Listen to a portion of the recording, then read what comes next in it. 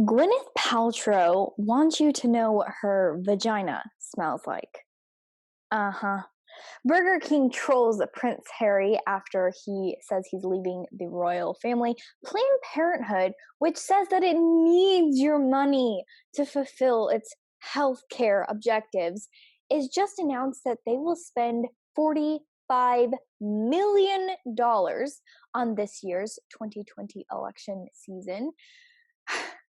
States are working really hard after the James Younger case to make it law to stop any kind of gender changes from being inflicted upon minor children. And among some other things, I'm going to tell you my thoughts on the highly recommended show Gilmore Girls. All that and more on this episode of Deconstructing the Culture. I am your host, Elisa Steele.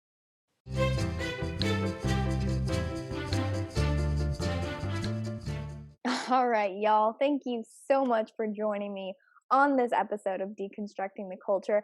Before I jump in, I want to remind you that while being part of the podcast family is the most important status that you can hold, well, I don't think our friendship is fully official if you haven't followed me on Facebook. So go ahead and look at the description and check out the link where you can follow me on Facebook. I post daily, many times a day on there. In fact, if you're on Instagram and you're like, man, why does she only post every couple of days? And you want more, you want to hear more of my opinions on this world for whatever reason, go follow me on Facebook, go follow me on Twitter, go, if you don't already follow me on YouTube and you listen exclusively on podcasting platforms, then go over to YouTube. You can see my non-makeup face most of the time on podcasts, and you can actually see the videos that I post when I do include videos for the podcast. And then the other way around, if you follow me here on YouTube, guess what? Everybody knows you can't/shouldn't watch a YouTube video when you're driving to and from work and school, etc. So you need to go hop over to iTunes, Google Play Music, whatever it is that you listen to your podcast, and subscribe to the podcast there. All right. Now, let's talk about Planned Parenthood. I know.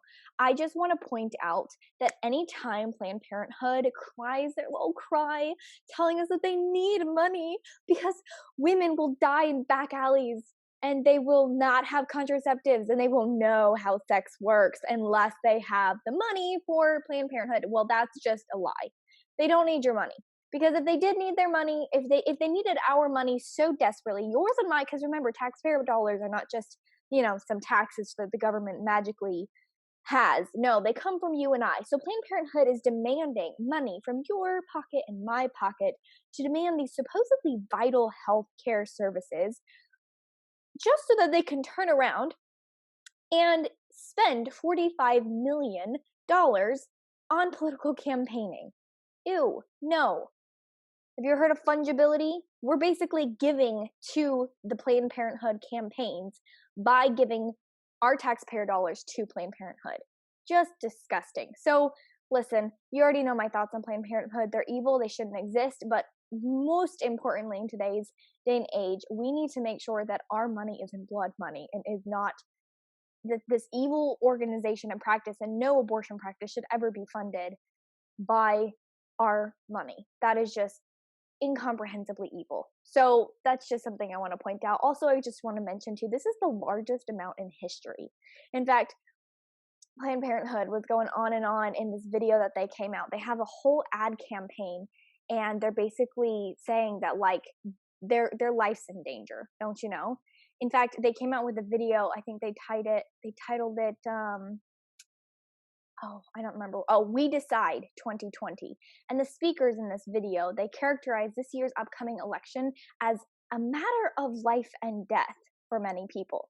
Well, I agree with you there, Planned Parenthood. It is a matter of life and death, the matter of life and death for millions of babies, but certainly not you, the female, and in one weird situation, they've got a male speaker. It looks like it's supposed to be a trans female, but you can tell it's a man. It's weird. And I'm like, bro, what are you doing here? You can't have babies. Like, what the heck? Anyways, but they say in the video, one speaker says, "Can I be blatantly honest? My life is at stake in this next election." And another says, "It's a matter of life and death to have access to quality health care." Yeah, okay, honey. I understand it's a life and death issue, but not in the way that you're thinking. It's a life and death issue because if we continue to promote abortion and fund abortion, we're going to have millions of babies who don't have a choice in their life or death. You do. And no, taking away abortion isn't going to take away your life. You can live through pregnancy. It might not be fun, and you might not want a child right now, but there are options for you. You're taking away someone else's options when you kill them, but I digress.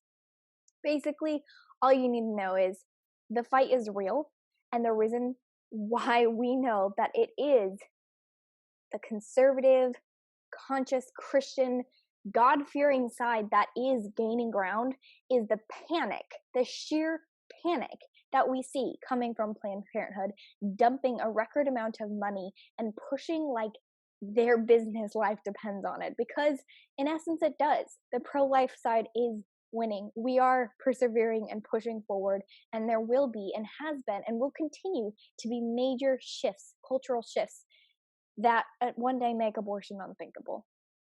All right, now let's talk about Gwyneth Paltrow. I know.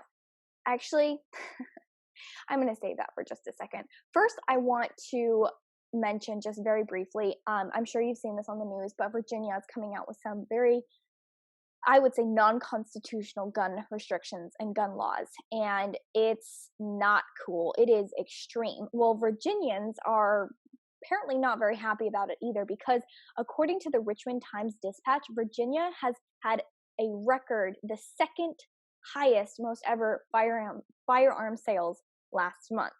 Estimated firearm sales based on mandatory criminal background checks in Virginia, gun buyers totaled 73,849 last month. That's a 47% increase in December. Over December 2018. I also want to point out that this is just sales based on mandatory criminal background checks in Virginia. This doesn't include people buying secondhand, buying used on I guess the KSL, the Utah thing, but Facebook Market.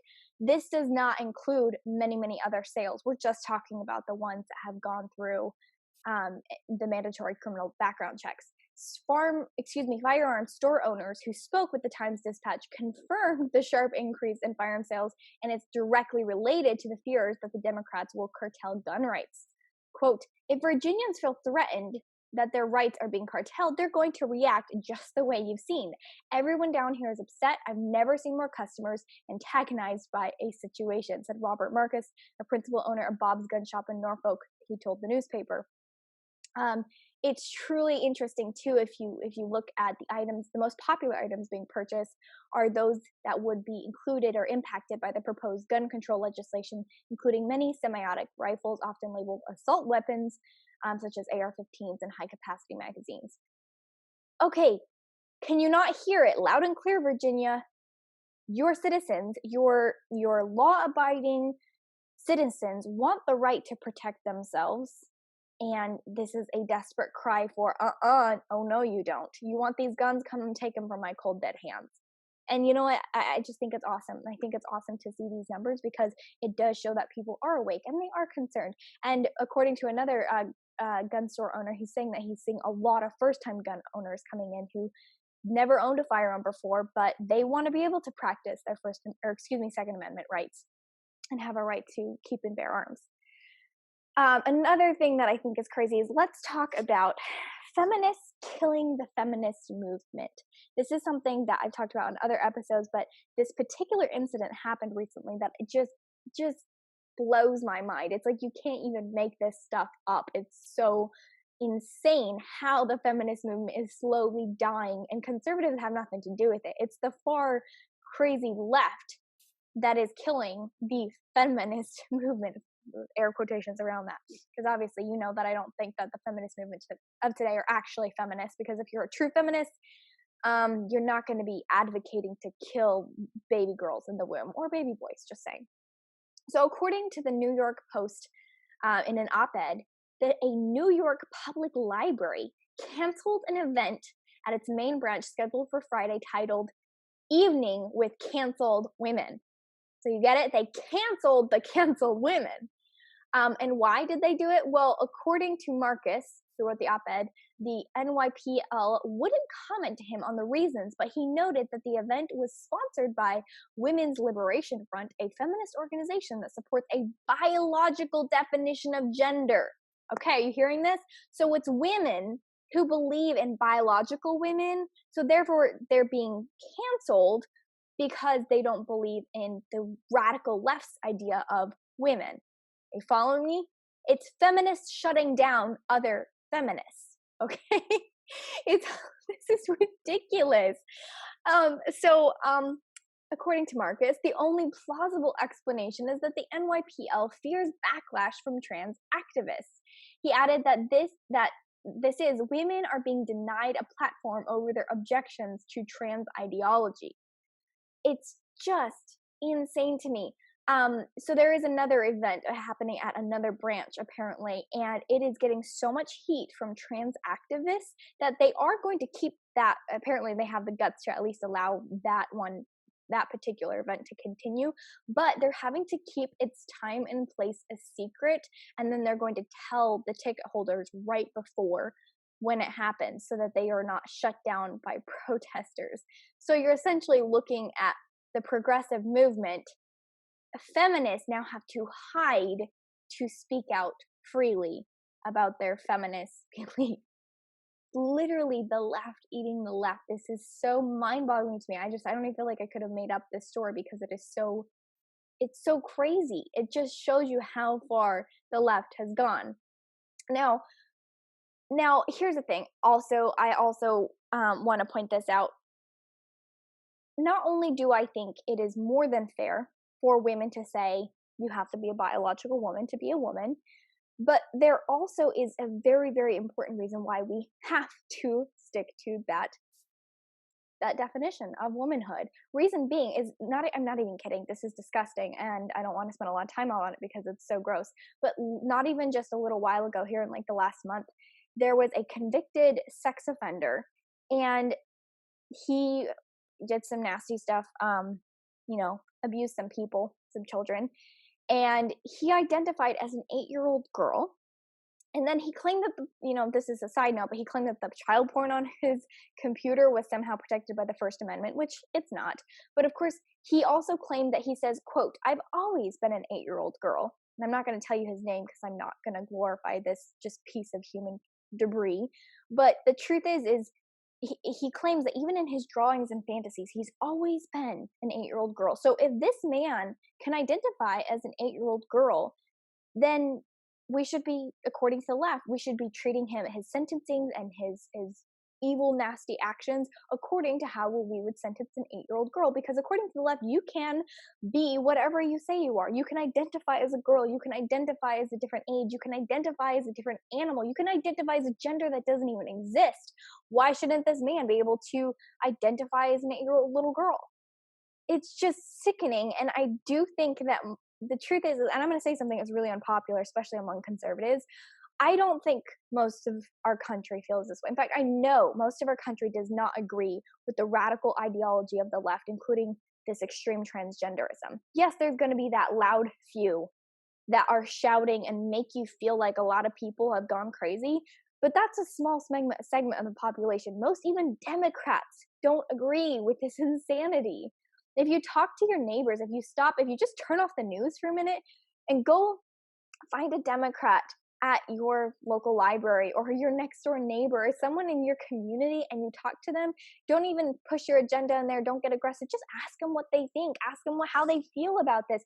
Most of the time, and especially at least it's been in my experience, they're not really on board with it because most of our country, most of the people are level-headed, sane people, and they don't agree with this.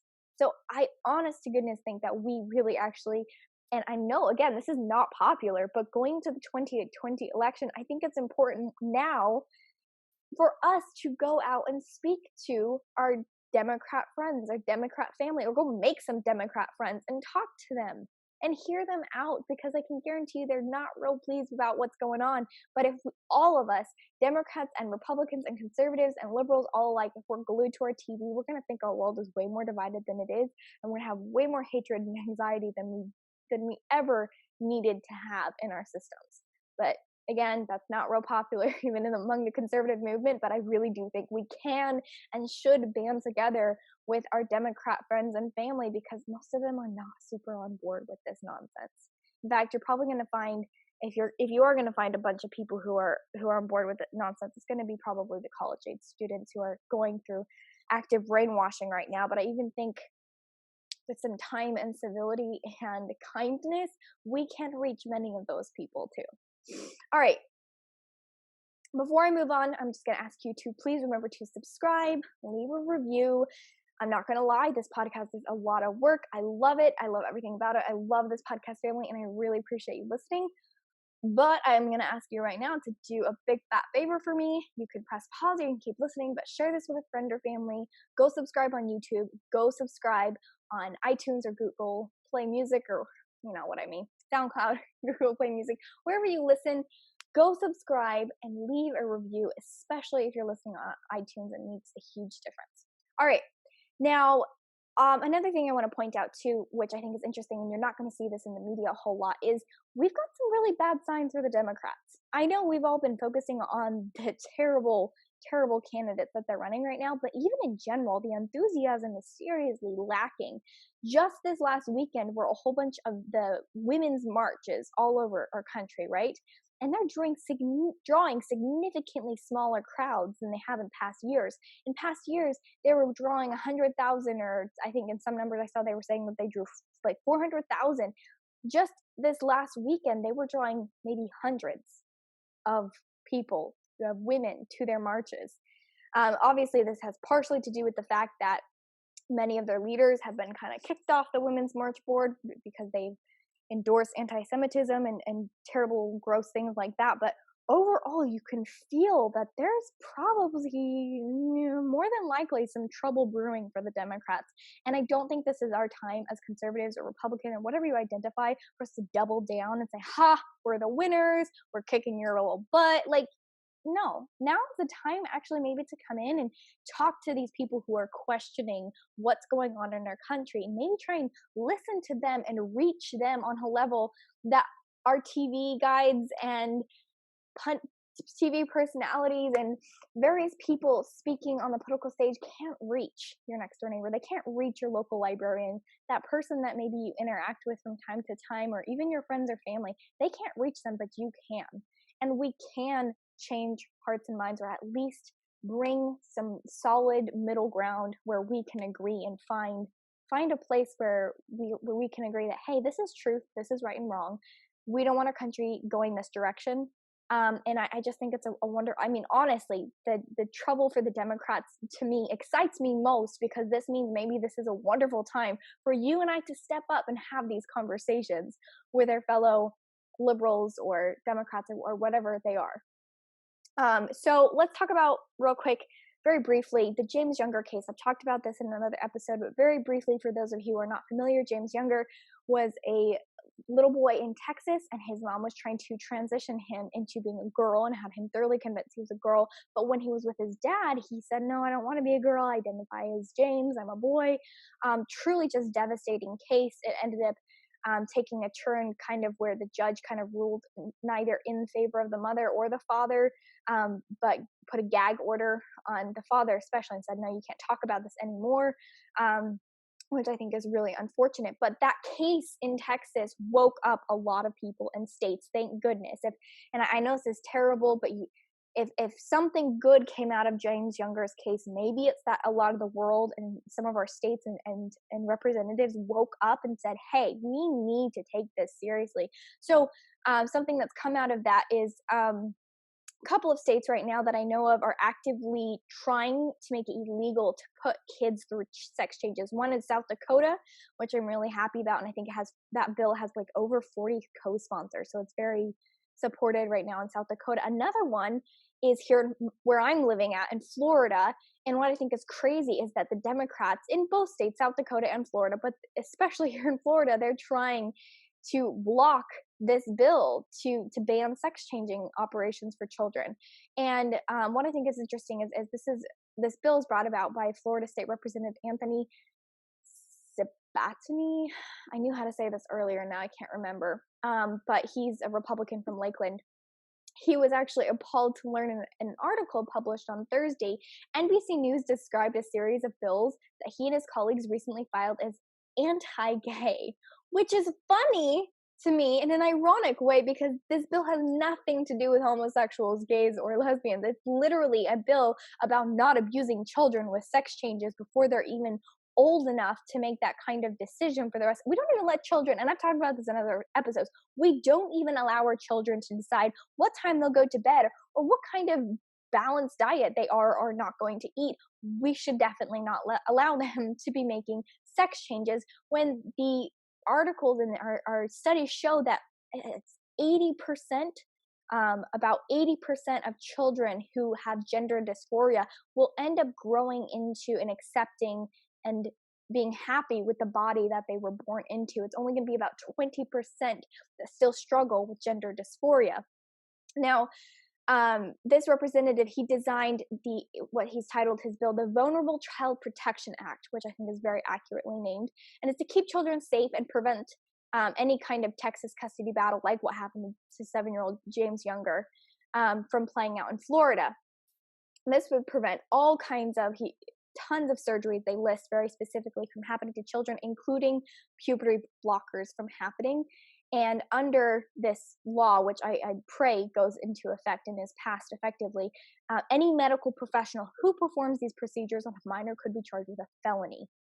I think that's good. We need some good teeth on this. Democrats and activists are actively opposing this bill, which blows my mind, but at least 2 Florida Democratic lawmakers oppose the Vulnerable Child Protection Act, and Democratic State Representative Carlos G. Smith from Central Florida said on Twitter that he felt like he was being kicked to the gut by his colleagues, and he was so utterly offended and disappointed. You're offended and disappointed that children are being protected from child abuse? Wow, okay, I think you need to find some other things to be offended and disappointed over, to be honest with you. Now, again, like I said, the actual percentages vary from study to study, but overall, it's, like I said, about 80% of kids with gender dysphoria end up feeling okay in the long run with the bodies that they're born into. This is reported according to The Cut, that was reported in 2016, and puberty blockers are also reported to be dangerous for children. It's been shown that puberty blockers interfere with the expected increase in bone density in adolescents, such as the bones are not as strong as they would be had normal pubertal development been allowed. And also those lost years, it's not like if you stop, then your bone development will catch up. Like you can't regain that, which is devastating and lifelong impact for the children. But among just bone density issues, according to the FDA, in addition, the FDA has received over 24,000 reports of adverse reactions to Lepron, the drug commonly used to delay puberty. And the side effects include joint pain, osteoporosis. I'm sorry, I'm slaughtering that word. I can see it in my head. But immune system complications, mental health issues, and among those are suicidal thoughts and severe depression. Wow. Okay. So, Representative Smith from Florida, you're telling me you would rather a child that has roughly 80% chance of growing out of these feelings, you would rather that they continue with puberty blockers that could leave them suicidal and with depression and joint pain and osteoporosis and immune system complications. You would rather they have all that and then someday come to regret it than for them to be protected until they're no longer a minor and then make those decisions as an adult. Wow. Priorities, dude. Priorities. Just disappointing. All right. Really quickly, before we move on, I'm going to tell you about Gwyneth Paltrow and her vagina candle. But something I just thought was hilarious and I wanted to share with you because it made me laugh is Burger King trolled Prince Harry. They offered him a job when he said he was stepping back from the royal family. They just tweeted on Twitter, and it's gone viral since, but they said, at Harry, this royal family offers part-time positions. I thought it would have been funny if Prince Harry replied to that, but I don't think he did. Before this went viral, though, Burger King turned the whole royal situation into an opportunity offering to the general public, the very much less than royal general public, saying that anyone else is welcome to apply for a job in their kingdom. So good job on Burger King. I'm not a Burger King supporter. I think that they're way too into the LGBTQ movement and support there. But hey, I always love a good Twitter feed. Any kind of feud between Chick-fil-A, Burger King, Twitter. I honestly, if I only had one reason to be on Twitter, it's just so I could follow like food joints and see what kind of funny things they say, because whoever runs them, they're freaking brilliant. I mean, this publicity is amazing just because he's trolling Prince Harry. All right, now let's talk about Gwyneth Paltrow and her vagina candle. Now, this is, I would say this is crazy, and no one wants to hear, or no one wants to smell Gwyneth Paltrow's vagina. But apparently some creep perverts do, because the candle sold out. Essentially, this 47-year-old actress has listed a $75 candle, which, pause right there, I would never spend $75 on a candle. But then again, I do spend money on essential oils, which are high quality, and some of them, like frankincense, is pretty pricey, so who am I to judge? But not on this kind of candle, okay? She cheekily named it "This Smells Like My Vagina" for sales on her online shop, and revealed that the geranium, citrusy, bergamot, and cedar scented candle that she originally started as a joke. And on the product description, it says, "This candle started as a joke between perfumer Douglas Lytle and GP. The two were working on a fragrance, and she blurted out, 'This smells like a vagina,' but evolved into a funny, gorgeous, sexy, and beautifully unexpected scent." Huh. No. Gwyneth Paltrow, I just want to know. I actually don't even know if you're married, but if you are married, like, how does your husband feel about a bunch of perverts buying a $75 vagina candle and thinking about your vagina as the aroma envelops their home or bedroom? Ew. Why? Nobody cares about your vagina, and I would say nobody wants to smell it, but if you feel creeps do, apparently. Few creeps do. I also want to know what's next, to be honest with you. Are you going to come out with, like, different vagina smells? Like, I don't know, yeast infection vagina smell? UTI infection smell? I mean, just saying. Unless you're married to Gwyneth Paltrow, I just think it's disgusting and creepy if you really want to know what her vagina smells like, and if you want your house to smell like her vagina. Like, no. No. Just not happening. That's gross. All right, now really quickly, I'm going to tell you about Gilmore Girls. This came highly recommended to me, and I thought, hey, you know what the heck? I was on an airplane. It was over New Year's, and I was like, hey, I'll give Gilmore Girls a try. I don't know. Okay, I just I want to say, if you vouch for a movie or a show, you should really be confident in it, because forevermore, when that person goes and watches said movie or show, they're going to judge all of your taste and recommendations based on that. So for all of y'all who recommended Gilmore Girls to me, I am questioning you right now. Literally one of the dumbest shows I have ever seen. I put myself, unfortunately, excruciatingly, through I don't know how many episodes, like, I don't know, 5 or 7 episodes, trying so hard to get into it, because it came so highly recommended. People are like, this is my life. This is like me and my mom. Like, I love that show so much. I watch it so many times. Like, why? It is so cheesy, so lame. The acting is terrible. The mother, why the heck did the writers keep giving the mother these terrible, not funny jokes that are just falling stale? And the mother-daughter relationship is really a little bit too friendship for my personal taste. The whole thing is like, she's not parenting her daughter. She's just friends with her daughter. And there's this one scene where, like, the mother decides to go on a date with this guy and forgets to tell her daughter, and then her daughter finds out she's going to go on a date with this guy, and she's just like, I can't believe you didn't tell me, and she throws this fit about it, and the mom's like, I'm so sorry, but from now on, I'm going to be an open book, and I'm going to tell you everything. Always everything. I tell you everything. Why?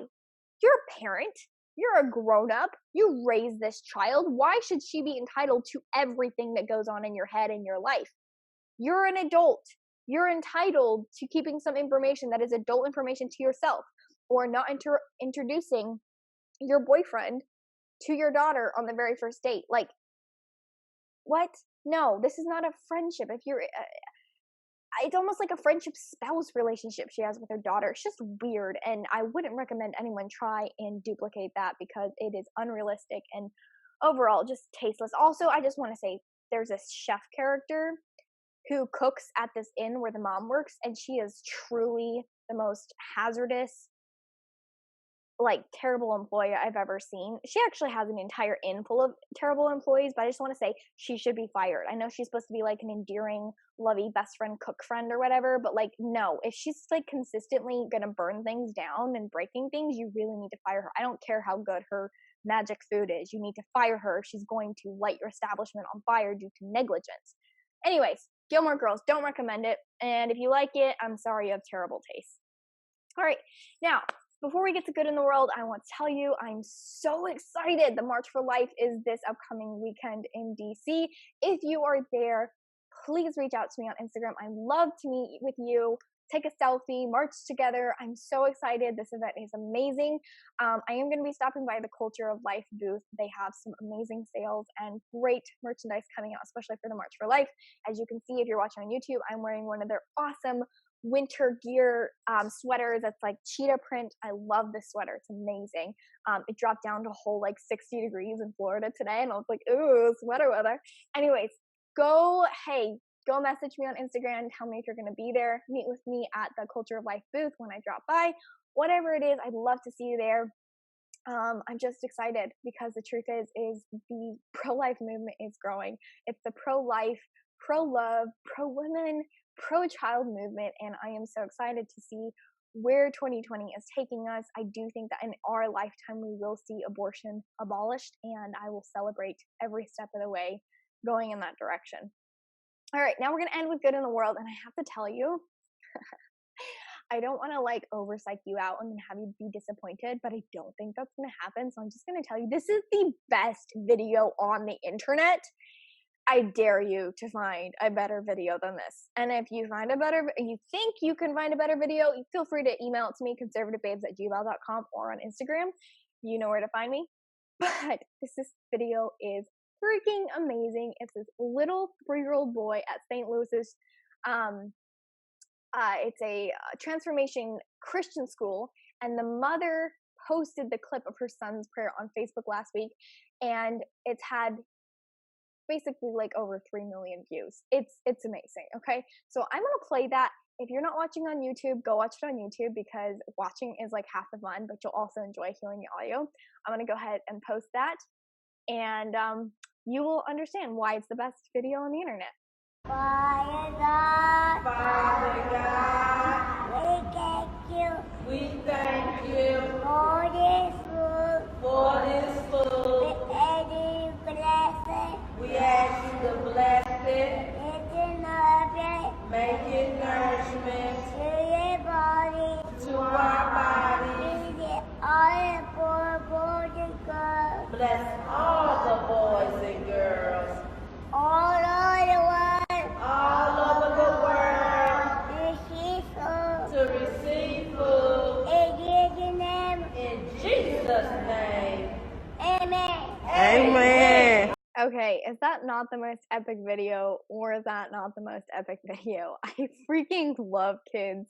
I love 3-year-olds and all of their cuteness. I love their prayers. Makes me miss my younger siblings and the ages when I would teach them how to say prayers like this little man. But anyways, I hope that brightened your day. That's today's good in the world because it made me smile, and I had to watch it like 6 times over because it's so freaking cute. But with that said, I hope we get to see you at the March for Life. If not, I hope you're marching locally at the nearest local state march near you. God bless you. God bless America.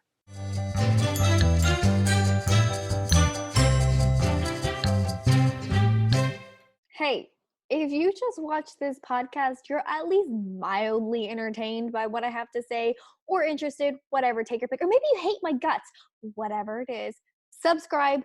Do not forget, that is the most vital step. Don't navigate off this page till you subscribe.